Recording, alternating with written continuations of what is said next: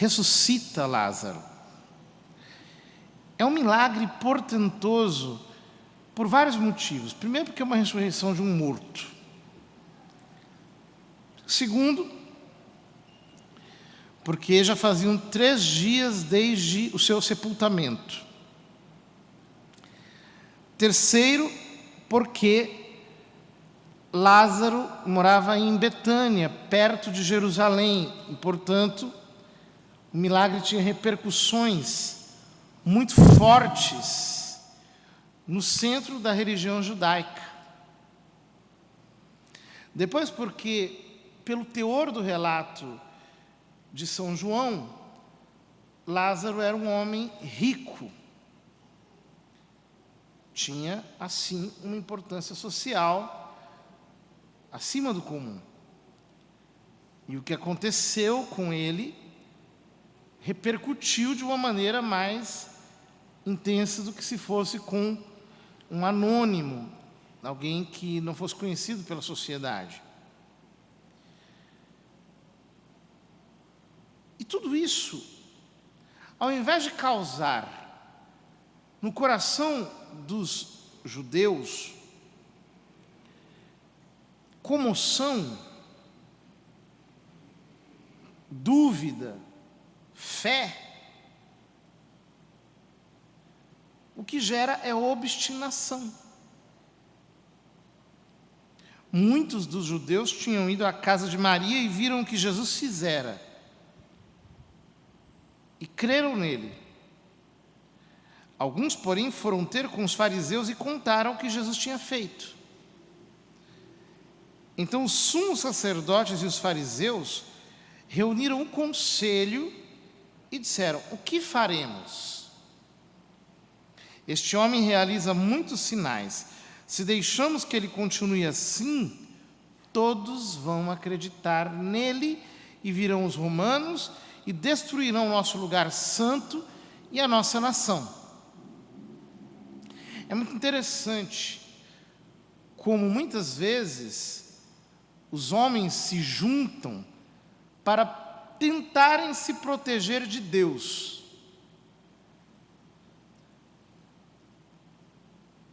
Eles conspiram a portas fechadas, na intimidade das suas reuniões. E diante de uma verdade clamorosa, patente, irretorquível, o que eles dizem é: o que faremos? Todos vão acabar acreditando nele. Nós precisamos nos proteger de Deus, porque se Deus manifestar a sua glória e todos começarem a crer, então nós vamos ter um problema político. Os romanos vão vir aqui, vão destruir o templo, vão aniquilar a nação. Nós não podemos correr esse perigo de deixar Deus ser Deus, de deixar Deus trazer um batismo de verdade,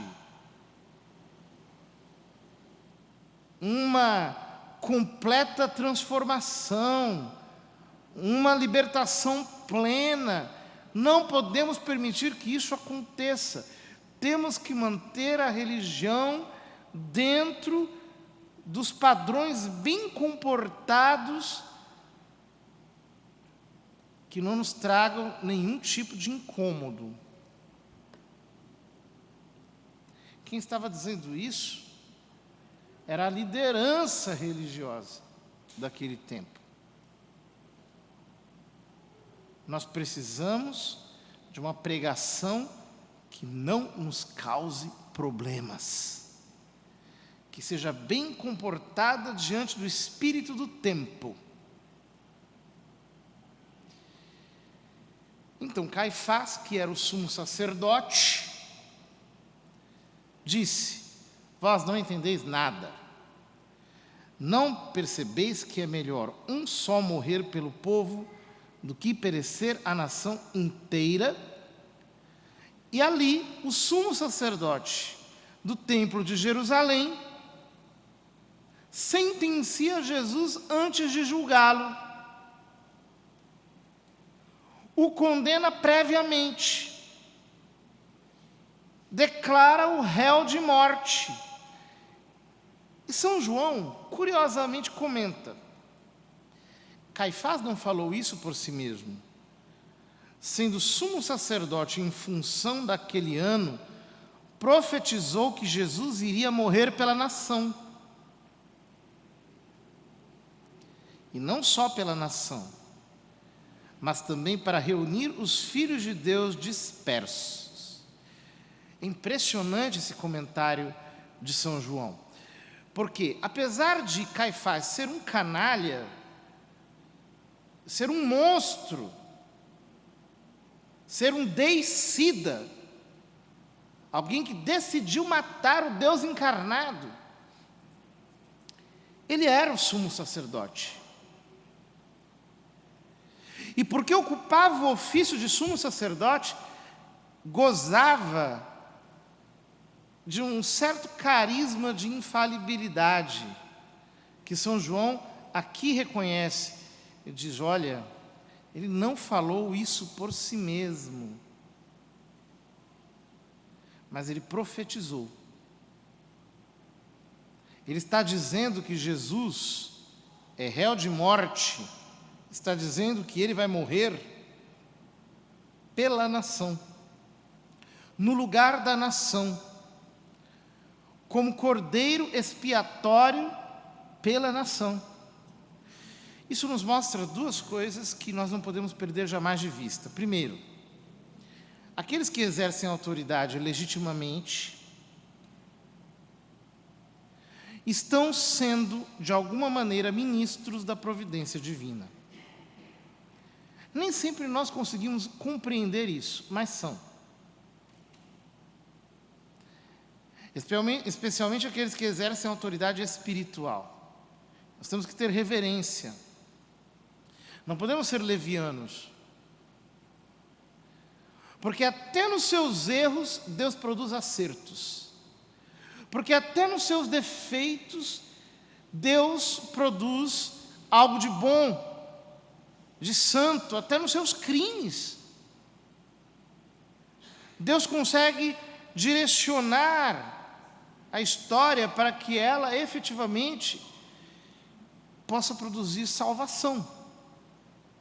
É o mistério da providência divina, que se serve de instrumentos inidôneos, incapazes. E quando nós somos carnais, nós não conseguimos entender isso. Mas há um segundo mistério escondido nessa atitude de Caifás. É o fato de que, se nós estamos com Cristo, nós não precisamos nos preocupar com os canalhas. Por quê?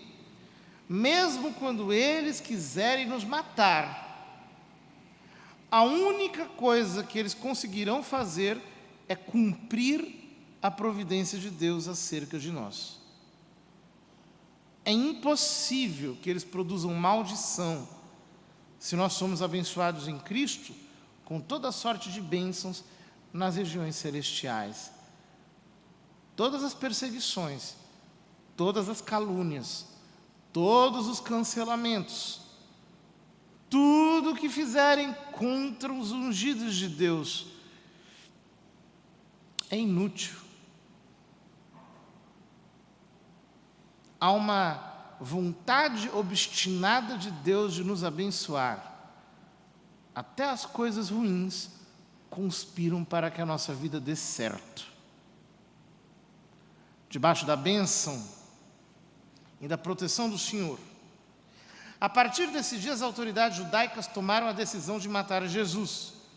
Por isso, Jesus não andava mais em público no meio dos judeus. Retirou-se para uma região perto do deserto, para a cidade chamada Efraim. Ali permaneceu com seus discípulos. Por quê? Em primeiro lugar, o homem não pode ser imprudente, expondo-se a perigos desnecessários. Nós sempre precisamos nos colocar a salvo quando nós estamos diante de perigos reais.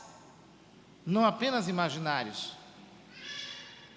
A Escritura diz que aquele que ama o perigo acaba por cair nele. E, portanto, nosso Senhor nos dá demonstração de profunda prudência e de nenhuma temerariedade. Sabe se comportar de modo consequente. Por isso, vai para lugares desertos. Mas também isso significa que nós precisamos aprender muitas vezes a recuar. Há pessoas que são extremamente movidas por inconsideração, por um tipo de audácia que não é correta,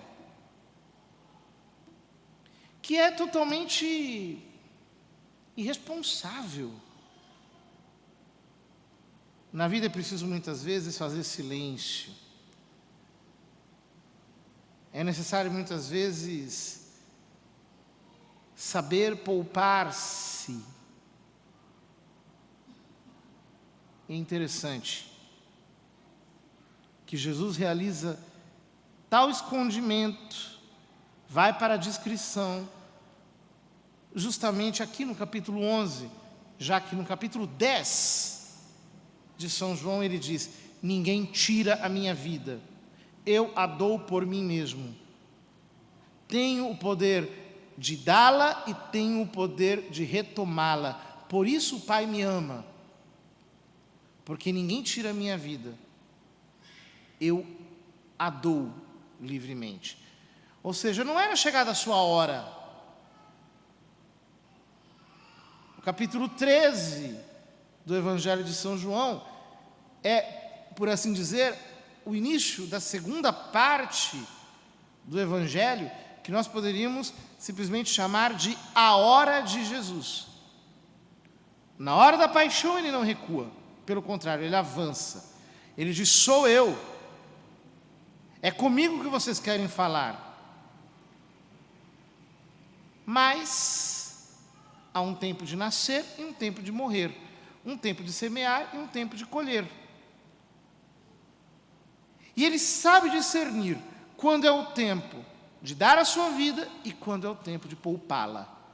Ele sabe quando é a sua hora, e a sua hora é a Páscoa.